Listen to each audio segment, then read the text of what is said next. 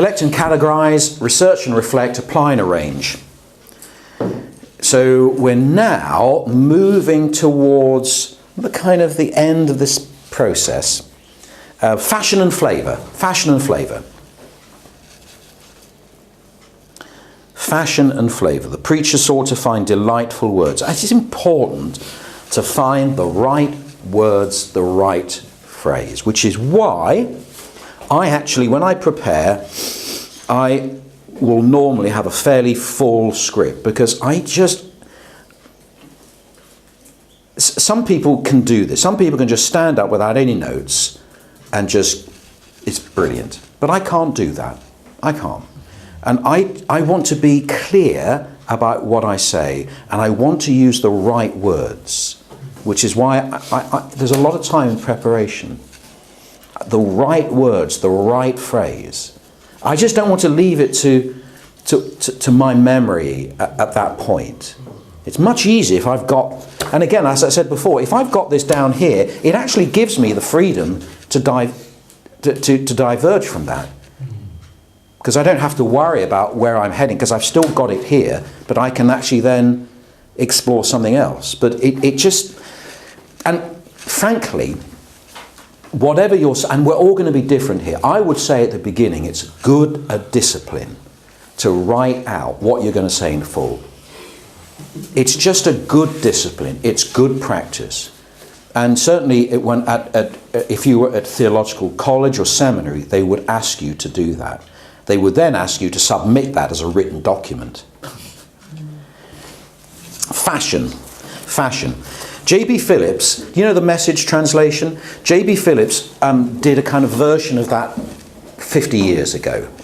And this is what he said. If words are to enter people's hearts and bear fruit, they must be the right words, shaped to pass defences and explode silently and effectually within their minds. Or, sometimes our words need to be like a stealth bomber. It is not going to be picked up by the radar, and you're using words and phrases, and then suddenly you hit the point and people say, wow. Because my experience of whenever you're speaking to people have all sorts of defences. We're all different. We're all wired up differently. But people have all sorts of filters. And sometimes we need to learn how to move below the radar, round the filter. What I'm saying is choose the right words. Wise people speak, they make knowledge attractive.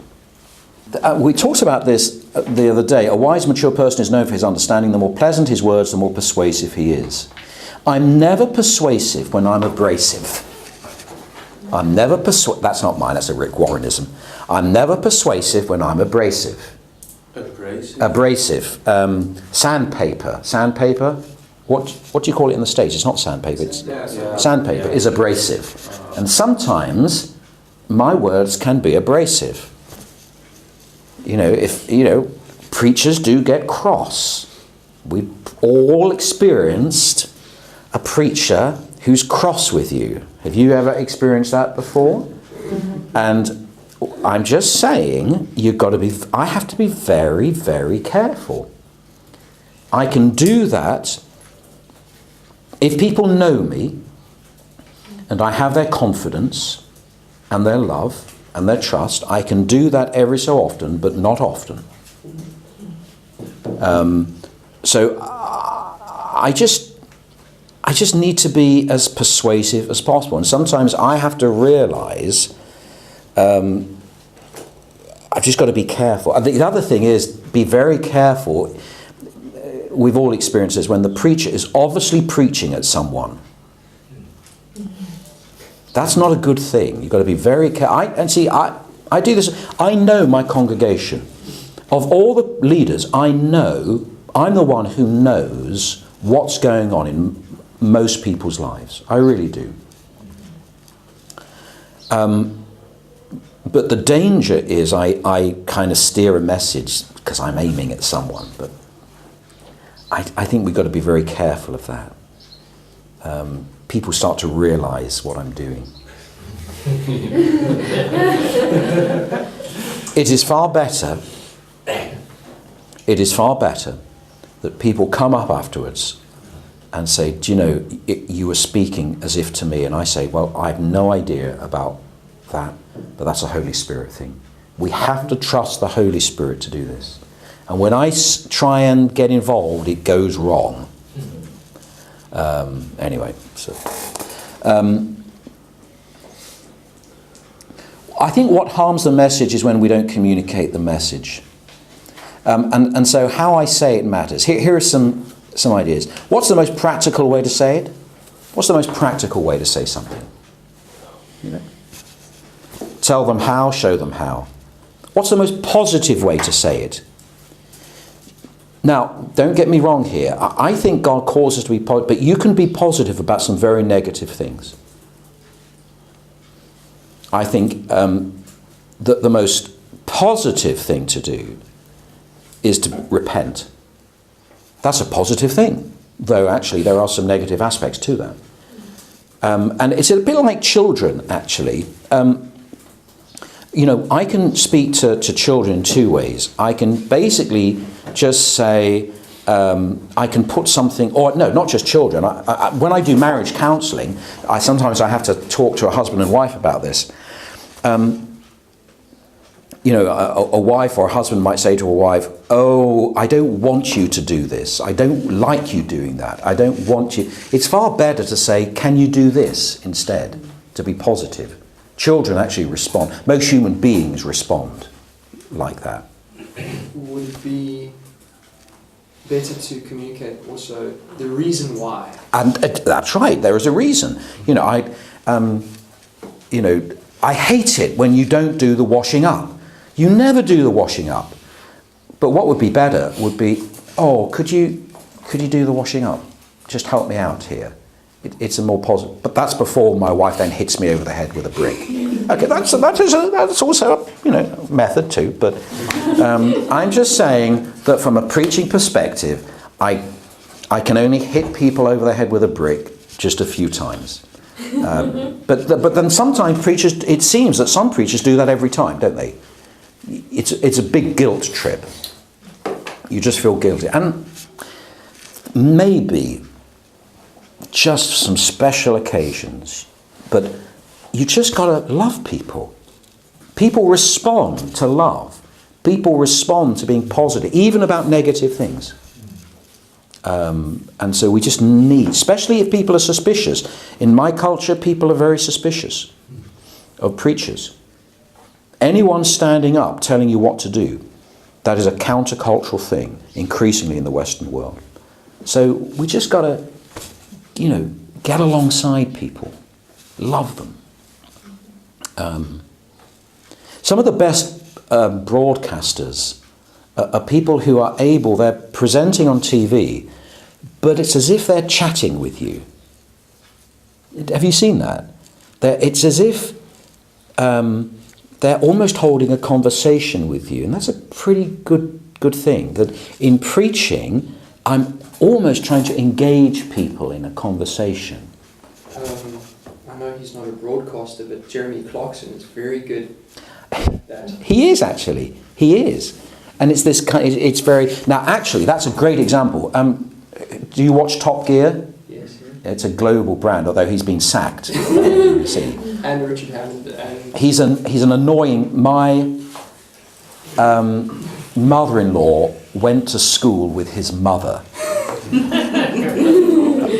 which is a long story in itself. So my sister-in-law went to a party with years ago when they were much younger, but he was as annoying then as he is now. That program, now this is a great example. When you watch Top Gear, and it has a global audience, it just seems crazy, doesn't it? It's really fun. You think, what insulting thing is he going to say next? What nation is he going to insult next? But that program is highly rehearsed, it's highly planned, it's highly scripted. That doesn't just happen. It looks as if they just turn up, get in a car, and it's not. It's been well prepared. And now it just seems as if it's just what it seems, it's three men having fun, actually, doesn't it? they obviously enjoy being, there's that banter, but it's well rehearsed. It's not left by chance. And there's something about presenting stuff there, which also is true to the preacher. It's about the preparation. That is so well prepared, because that's why it looks so good. In a way, couldn't you say that's how God brings people into preaching?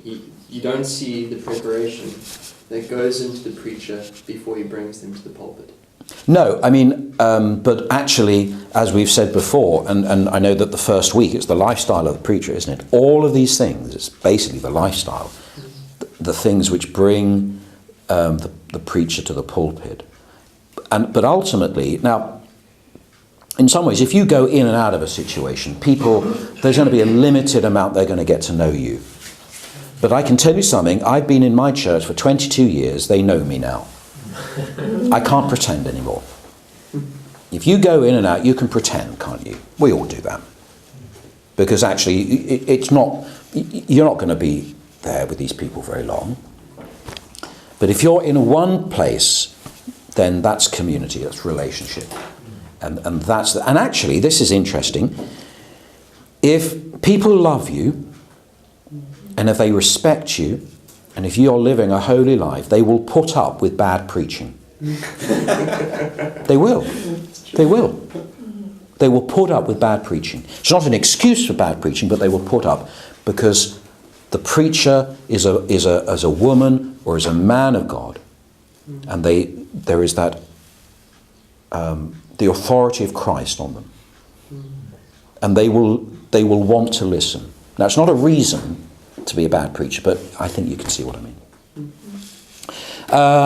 What is the most encouraging way to say it? Our goal is to not make people feel guilty. Frankly, my experience is, I've said this before, most people come to church beaten up enough. They don't want to get beaten up by the preacher. Though it seems that some churches, that's what people want. What is the simplest way to say it?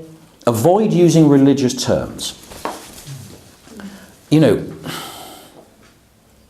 language of Zion. And especially in my situation, where you've got a lot of people new in, they haven't been brought up in the church. They hardly know God's got a book out. So using all sorts of religious words. And I find this even in churches where people have been Christians a long time. They'll use the language, but they don't really understand what they're saying. Do you know what I mean? So there will be Christianese, or the language of Zion. Washed in the blood, brother. Born again. Born again. And so they just become tropes. They become phrases which just people automatically say. And the preacher just explain stuff. Explain it. What is the most personal way to say it? Often the most personal is actually the most powerful. I just want to summarize this going, how do I make this personal? What is the most interesting way to say it? Work hard to be interesting. Work hard to be interesting. It's not bad to be interesting. There are some,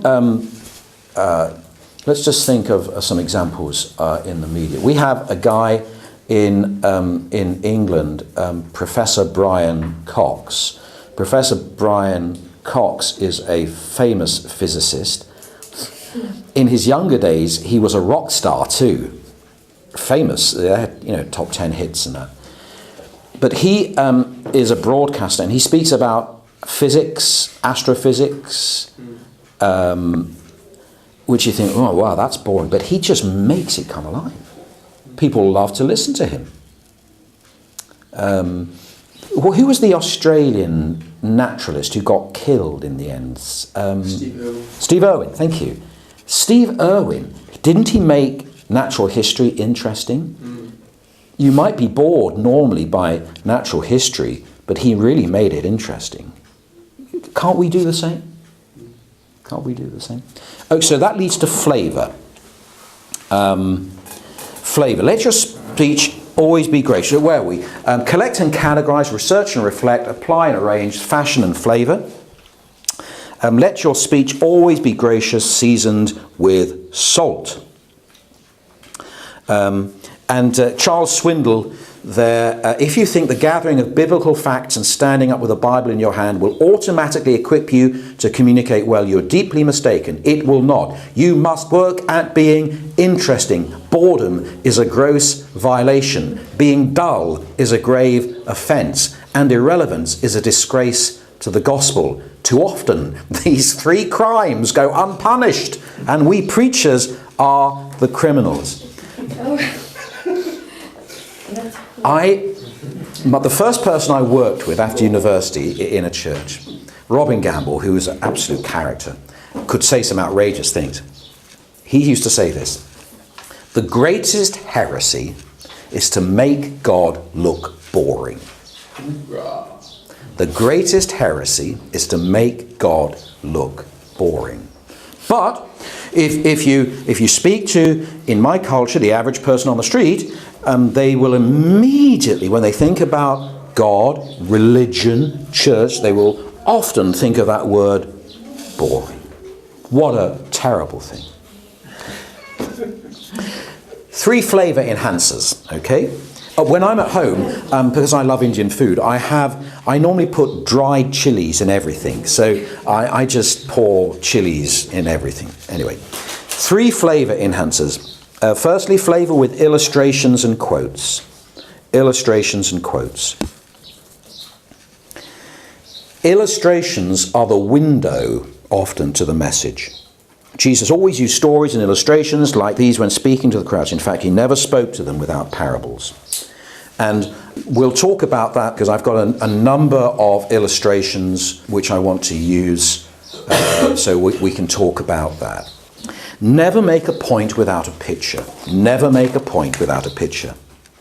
But the key is the fit factor. It has to fit. And that's another. We've talked a little bit about that as well. So here are some suggestions.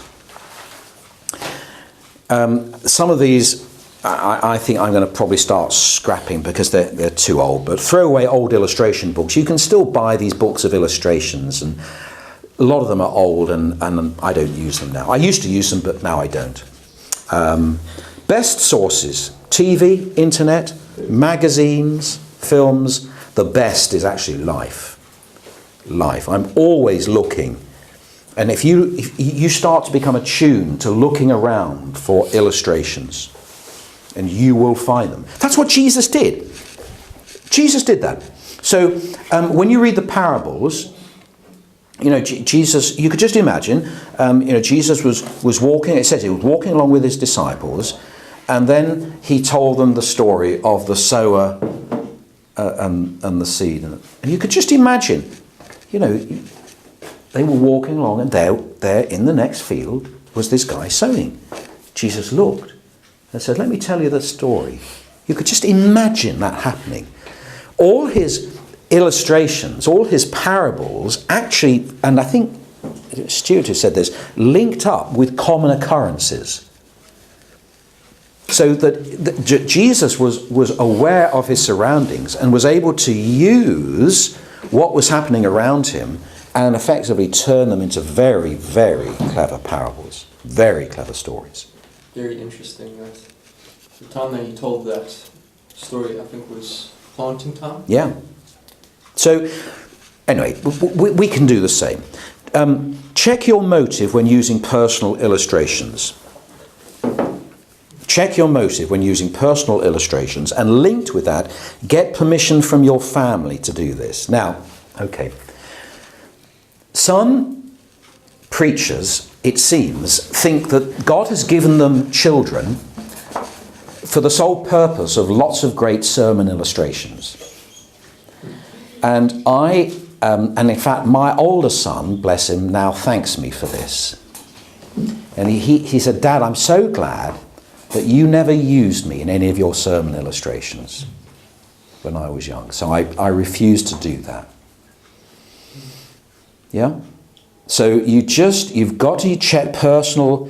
Am I using this personal illustration to make me look good? I would probably tend to want to use illustrations which make me look bad, personally. They poke fun at me. That's actually quite powerful. Illustrations which poke fun at me. Yeah? So we just need to be careful here, and again about family. As well as that, I think, I'll give you this as an example. I find churches, and they make assumptions, and the preacher makes an assumption. This is the assumption: everyone is married and everyone has children. But that's not the case in our situation. And actually, if you make that assumption, then actually you can isolate those, A, who are not married, and B, do not have children. And in our culture, it has been described that church is a very dangerous place for single people. Interesting, isn't it? Because the assumption is that everyone is in a relationship, and everyone's got kids. So we need to be careful the sort of illustrations we use, because sometimes an illustration which seems good can also be excluding. Yeah? And what helped us was a friend of ours, Kate and myself, who was single, and she helped us. But I meant I had to hear actually what she said. So I had to hear what she was saying. But I agreed with her. So we're very careful. So if I do say an illustration with kids, this is how I'll say, if you have ever had kids, you will know, but I'm not assuming. The other way of saying it would be, you'll know, of course, because you've had kids, that this is true, but because you might not have had. Okay, yeah? So it's being very careful about the illustrations we use. Tell the truth, don't exaggerate.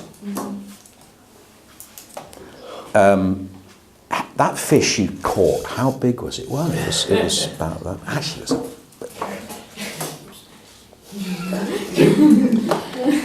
think through your transitions. This actually, the power of the illustration is probably going to be linked to the transitions in and out.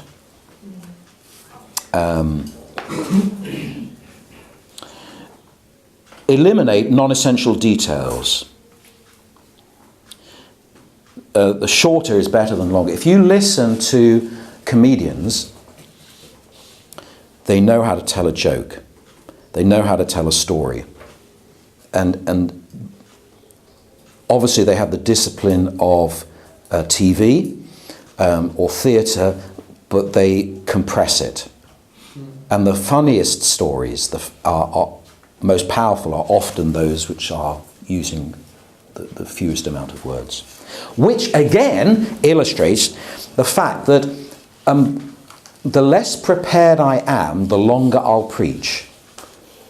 The less prepared I am as a preacher, the danger is the longer I'll preach. The preparation helps me to be refined. It helps me to be targeted. I'm thinking these things through specifically. And use dramatic stories sparingly. You can't cry every week. Otherwise, you've got to be very careful of this, because this is emotional manipulation. Now, a good communicator will know how to do that. And I have to be very cautious. And sometimes there are stories which I won't use at a particular time, not because it isn't a great story, but I just feel the danger is I'm manipulating people emotionally. Because actually, in the end, it's all very well for people to burst into tears. That actually might stop them responding to the gospel. Okay, this is about ministry. If I'm in a ministry situation and I'm praying for people, and every time someone comes and I pray for them, they fall over, they're slain in the Spirit, you think that's great. If that happens every time, I'm thinking, What's happening here? Yeah? Because actually some of these things, a too great emotional response will stop people responding clearly to the gospel. Yeah? But sometimes, it is. Sometimes we had this lady from North Korea, which was a privilege with a translator. She'd escaped. And it was harrowing. But that was right, because the subject matter was deadly serious. Confronted with the persecuted church in the hardest country in the world to be a Christian. But you can't do that every week, can you? You just wring people dry. Flavour with humour. Now, I like doing this. A cheerful heart is good medicine. The Son of Man came enjoying life. The large crowd listened to Jesus with delight. Do people listen to me with delight?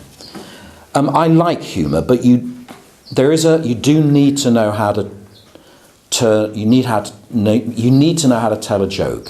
So I would say if you can't tell a joke, then don't try. Okay? So I quite like humour, and actually the humour that works best is it seems to be a little bit slapstick. It seems to be the sort of banter you might have with people. Actually, I've normally worked that out in advance because I know how some people are going to respond. We can have fun doing that. All I can say is you can either do it or you can't. So you just need to recognise what you can, what you can't do. Humour, actually, you can shift sometimes from humour to a serious point very quickly, and that can be a very powerful rhetorical device.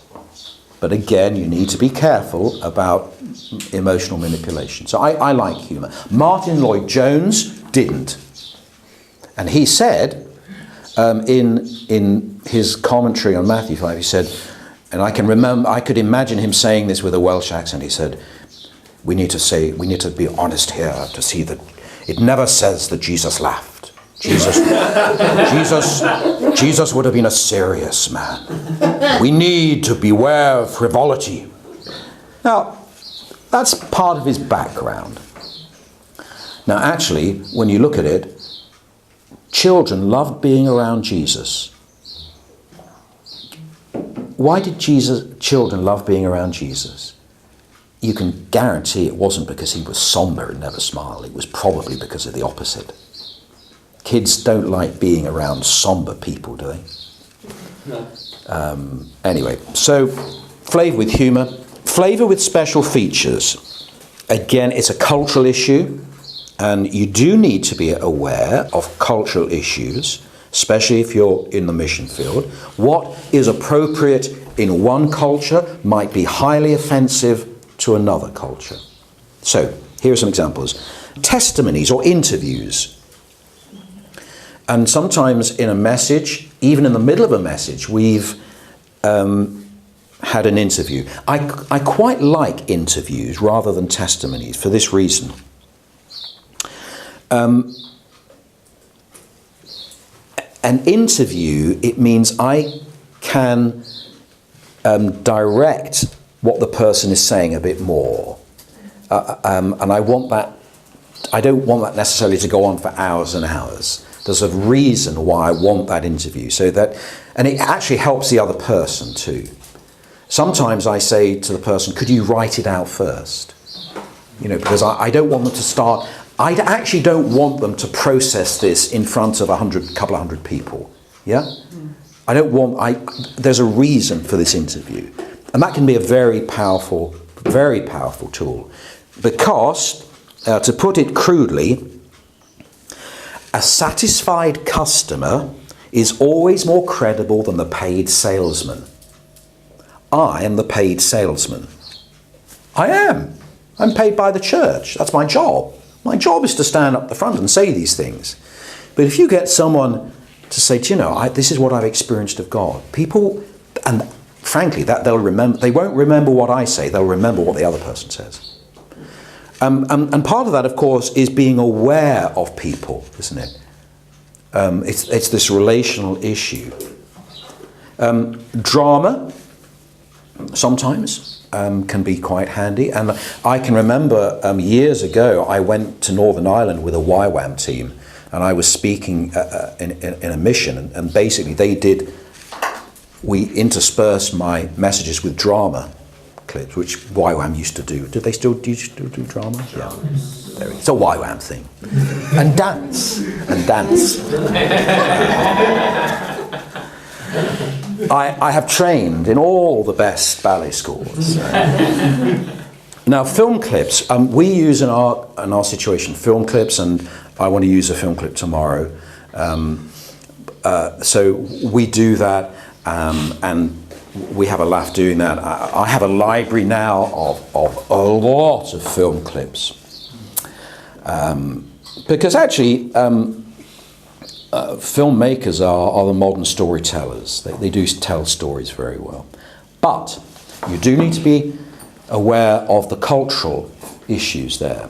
I've done a lot of this in India, and I've had to be a little bit more careful.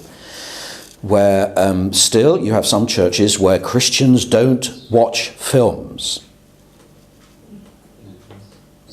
So you just need to be aware of that. Though I had a group of pastors, and we were doing this stuff with the pastors, and I showed, because I like Bollywood films, Indian films. So I thought, let's do it. So I showed this clip from one of my favourite movies called Mehu Na. And although the official line was, we don't go to the cinema, they'd all seen the film. And you saw people smile. But we've sometimes, and I've been caught. There's a film. I forgot what it is. Is it called K2?